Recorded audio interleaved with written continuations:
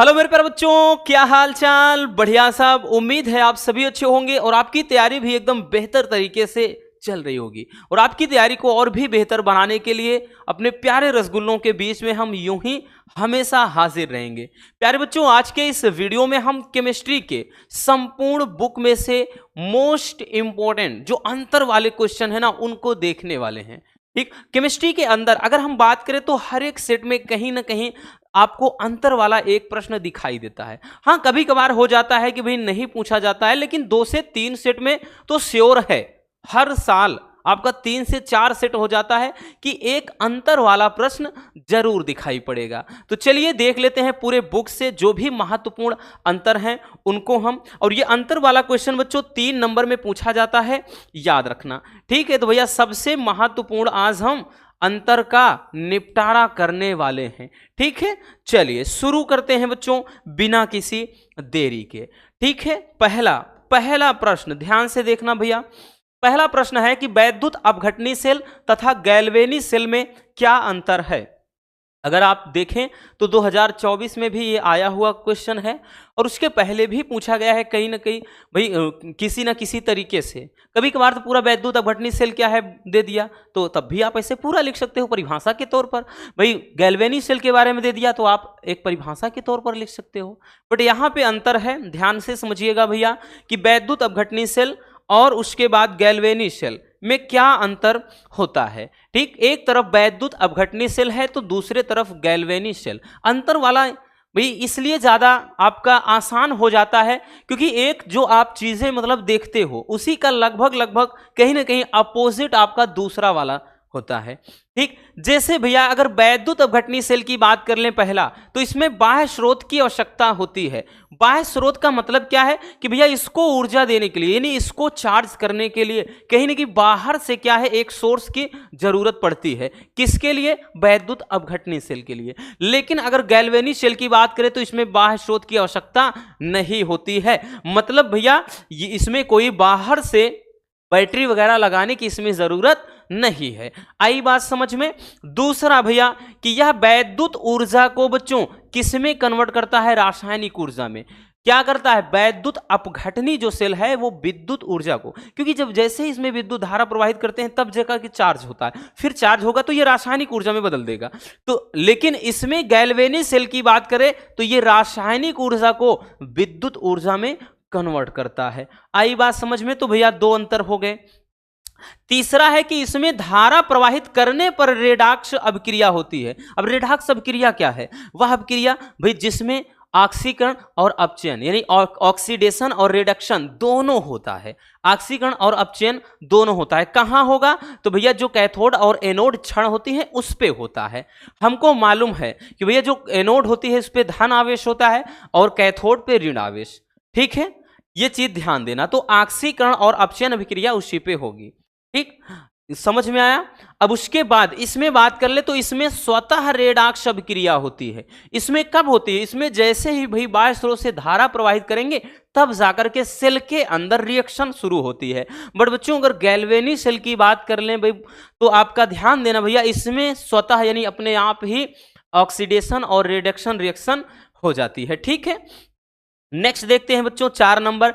इसमें एक ही पात्र में इलेक्ट्रोड डूबे होते हैं। यानी इसमें इलेक्ट्रोड मतलब धातु की क्षण, क्योंकि धातु की जो विलयन में धातु की क्षण डूबी होती है उन्हीं को अपन क्या बोलते हैं? इलेक्ट्रोड। और यही जो कैथोड और एनोड क्षण होती है यही तो इलेक्ट्रोड है।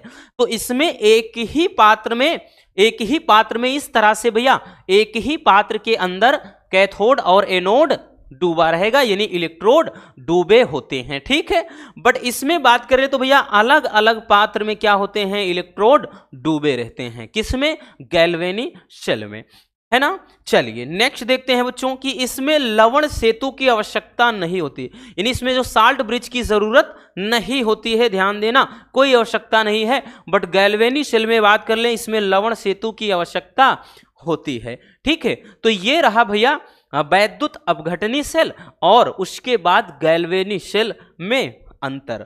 आई बात समझ में।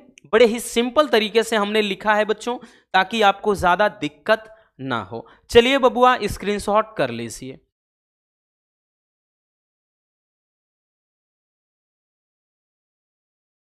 हो गया भैया। चलिए आगे चलते हैं। नेक्स्ट क्या है बच्चों? अगला है कि अभिक्रिया की कोटि तथा आणविकता में अंतर। भाई ये तो और भी ज्यादा इंपॉर्टेंट है, उससे भी कहीं ज्यादा इंपॉर्टेंट है ये वाला, अभिक्रिया की कोटि तथा आणविकता में अंतर। ये तो भैया हर साल पूछे जाने वाला टॉपिक है, चाहे परिभाषा के तौर पर पूछ ले या फिर अंतर, बट ज्यादातर केसेस में भैया इसको अंतर वाले प्रश्न में ही पूछता है कि अभिक्रिया की कोटि और आणविकता में क्या अंतर है। तो अपन एक तरफ अभिक्रिया की कोटि लिखेंगे, दूसरी तरफ अभिक्रिया की आणविकता लिखेंगे। अभिक्रिया की कोटि क्या है? तो भाई देखिए, परिभाषा अगर समझना चाहें, अभिक्रिया की कोटि को क्या बताया था कि अभिक्रिया की कोटि क्या होते हैं, तो भैया अभिक्रिया में भाग लेने वाले अभिकारक मतलब जो भी होते हैं उनकी सांद्रता के घातों का जो योग होता है, ठीक, घातों का जो योग है वो कोटि होता है। बट अगर ध्यान दे आणविकता में तो ये अभिकारक अणुओं की संख्या होती है, ठीक है। यहां पर ध्यान देना, घातों का योग कोटि है, लेकिन अभिकारक अणुओं में भाग लेने वाले जो नंबर्स होते हैं वो आणविकता है। तो ध्यान देना, पहला अंतर, यह एक प्रायोगिक मान है, यानी इसे हम प्रयोगों के आधार पर प्राप्त करते हैं।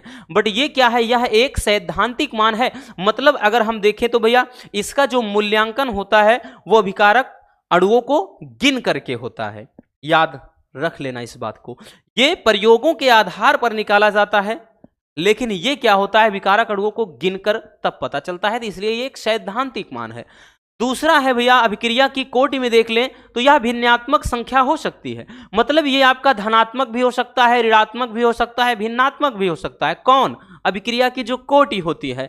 बट अगर ध्यान दें आणविकता में बच्चों, तो ये सदैव एक क्या होती है? पूर्ण संख्या होती है, यानी हमेशा एक टोटल नंबर में रहेगा, एक पूर्णांक रहेगा, ठीक है। मतलब ये ना तो ऋणात्मक, धनात्मक, भिन्नात्मक इस रूप में नहीं, ये सदैव एक पूर्ण संख्या होता है, ठीक।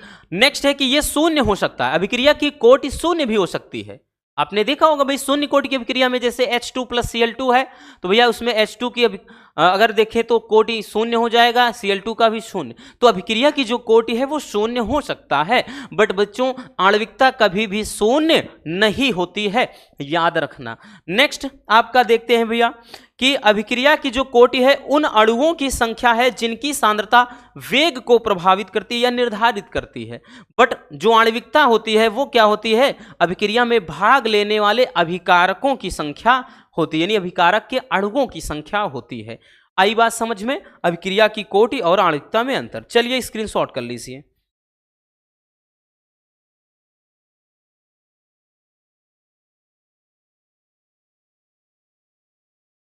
हो गया? तो ये वाला ज्यादा इंपॉर्टेंट है, याद रखना। फिर से बता देते हैं कि कोटि और आणविकता में अंतर। अब रटने की जरूरत नहीं, वो समय गया कि अब आप रट्टा मारो, बस चीजों को समझना है। ये प्रायोगिक मान है, लेकिन ये सैद्धांतिक मान है। ये भाई धनात्मक, ऋणात्मक, भिन्नात्मक हो सकता है, बट आणविकता कभी भी ऐसा नहीं होगा, यानी पूर्ण संख्या ही रहेगा।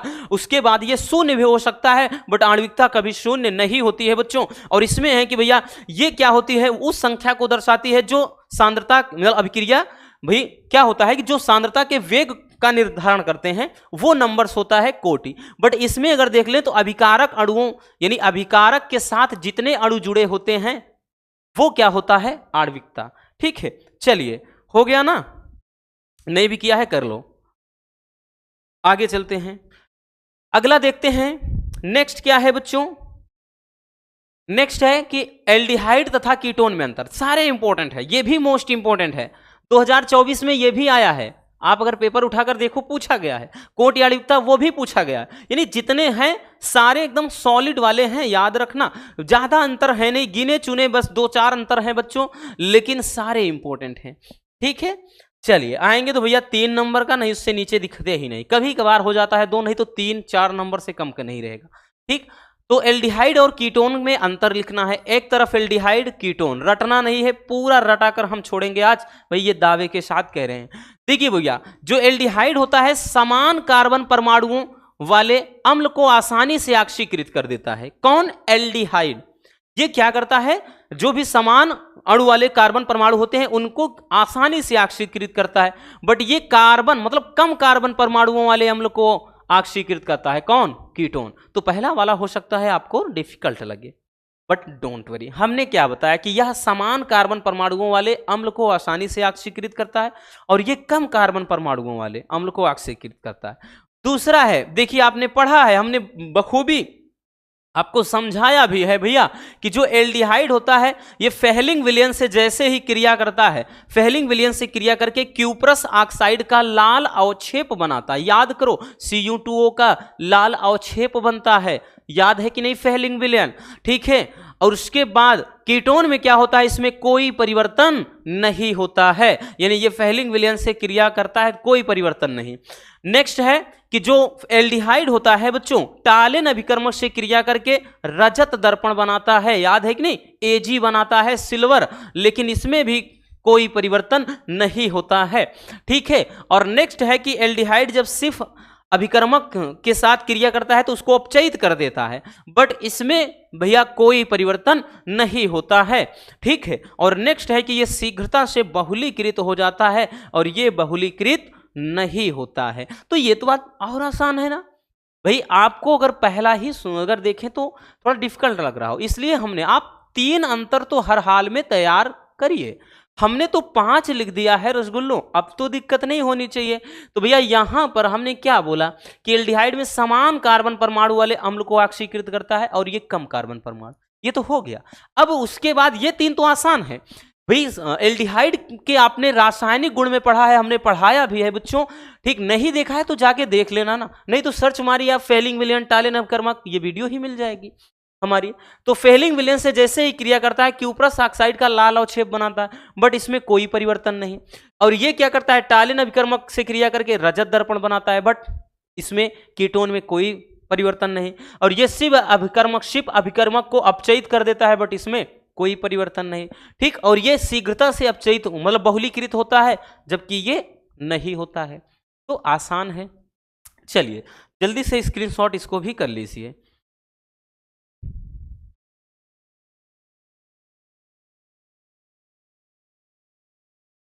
हो गया भैया। चलिए अब आगे देखते हैं बच्चों। अगला क्या है रसगुल्लों, अगला है कि रेशेदार तथा गोलाकार प्रोटीन में अंतर। यह भी काफी इंपॉर्टेंट है।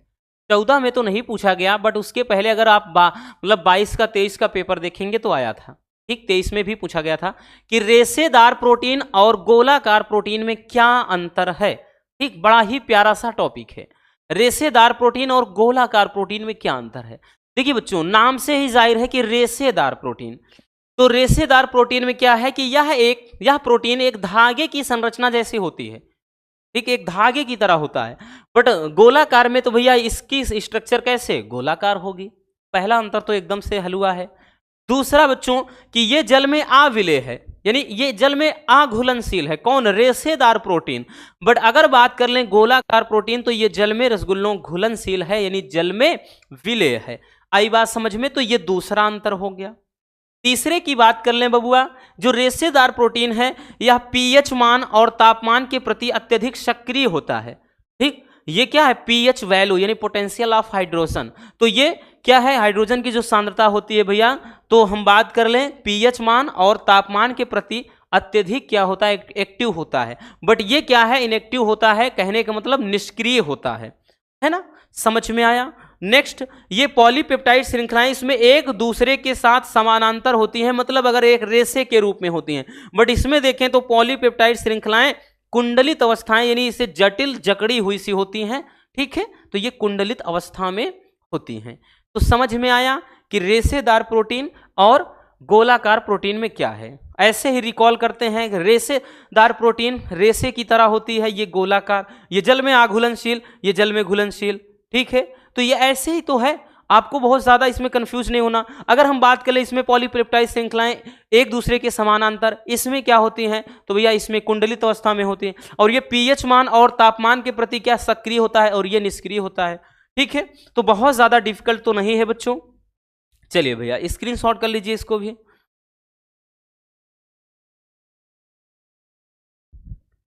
हो गया ना। चलिए आगे आते हैं बबुआ।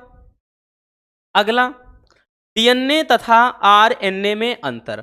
अब देखिए डीएनए तथा आरएनए में अंतर की बात कर लेना, तो भैया ये तो आपका बायोलॉजी में भी है, बट इसमें भी मोस्ट इंपॉर्टेंट है, हर साल पूछा जाता है, आप चाहे 22 का उठाओ, 23 का उठाओ, चाहे 24 का उठाओ, जरूर आया है। डिऑक्सीराइबोस न्यूक्लिक एसिड तथा राइबोस न्यूक्लिक एसिड में अंतर, यानी डीएनए और आरएनए में क्या अंतर होता है। तो भाई बायोलॉजी वालों को भी तो पता होगा, ठीक है। नहीं भी पता है डोंट वरी, अब आप ऐसा ना समझिएगा कि बायोलॉजी का टॉपिक है, क्योंकि लास्ट आपका बायोमोलिक्यूल है चैप्टर, जैव अणु है, तो उसका ये एक प्यारा सा टॉपिक है, ठीक है। देखिए डीएनए बोले तो डिऑक्सीराइबोस न्यूक्लिक एसिड, डीएनए क्या होता है, मुख्य रूप से केंद्रक में पाया जाता है, यानी जनरली ये केंद्रक में पाया जाता है। और आरएनए की बात कर लें तो ये मुख्य रूप से कोशिका द्रव्य में पाया जाता है, ठीक है।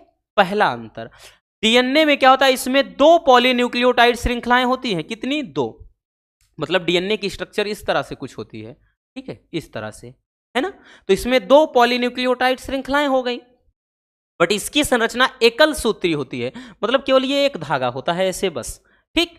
और उसके बाद इसमें डीऑक्सीराइबोस शर्करा होती है, कौन सी, डीऑक्सीराइबोस शर्करा, बट इसमें बात कर लें भैया राइबोस शर्करा, भाई तभी तो नाम है ना, डीएनए है यानी डीऑक्सीराइबोस न्यूक्लिक एसिड, तो इसमें डीऑक्सीराइबोस शर्करा होती है, इसमें राइबोस न्यूक्लिक एसिड है, मतलब इसमें राइबोस शर्करा होती है।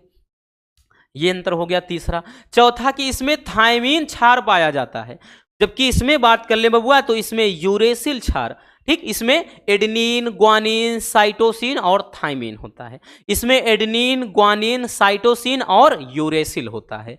तो भैया चौथा वाला क्षार बदल जाता है, इसमें थायमीन और उसमें यूरेसिल। नेक्स्ट है बच्चों की यह समस्त जीवधारियों में एक क्या है, मतलब हम बात कर लें तो एक आनुवांशिक पदार्थ होता है, यानी प्रमुख आनुवांशिक पदार्थ कौन है, डीएनए, और ये आनुवांशिक पदार्थ नहीं है, बट बात कर ले तो ये कुछ विषाणुओं में क्या होता है, एक आनुवांशिक पदार्थ के रूप में पाया जाता है, ठीक। ये इतने अंतर हो गए। अब अगर और भी आप लिखना चाहते हैं तो ये इसमें लाखों अगर हम न्यूक्लियोटाइड बात, यहां तक पॉलीन्यूक्लियोटाइड है, तो ये लाखों न्यूक्लियोटाइड से मिलकर बना होता है, ये वाला भैया हजारों न्यूक्लियोटाइड से मिलकर बना होता है। तो 6-7 अंतर तो बहुत हो गए ना, इससे ज्यादा नहीं जाना है। 3 आपको हर हाल में याद रखना है, ज्यादा याद कर लेते हो तो भैया आपका बड़प्पन है, ठीक है, और अच्छी बात है। नहीं तो बच्चों आपको 3 तो हर हाल में, क्योंकि आएगा तो 3 नंबर में पूछता है, तो 3 तो लिखने होते हैं, इतना याद रखना बबुआ। चलिए स्क्रीनशॉट कर लीजिए इसको भी। हो गया भैया, तो बस आज के इस वीडियो में इतना ही। पूरे किताब से भैया ये आपके इतने 5 मतलब 4 से 5 मोस्ट इंपॉर्टेंट वाले ये क्वेश्चन है, यानी अंतर वाले प्रश्न हैं, जिनको हमने बेहद सिंपल तरीके से देख लिया। इसको नोट करके रख लेना बच्चों, क्योंकि एग्जाम के टाइम में एक बार आप मतलब सरसरी निगाह से भी देख लेते हैं ना कहीं आपके लिए फायदेमंद हो जाएगा। मिलते हैं किसी और ऐसे शानदार वीडियो के साथ। वीडियो पसंद आई हो तो भाई प्यार से लाइक ज़रूर कर देना, और नए हैं तो चैनल को सब्सक्राइब जरूर कर लीजिए। Love you, bye bye, take care. और हाँ, एक प्यारा सा कमेंट बॉक्स में छोड़ दीजिएगा।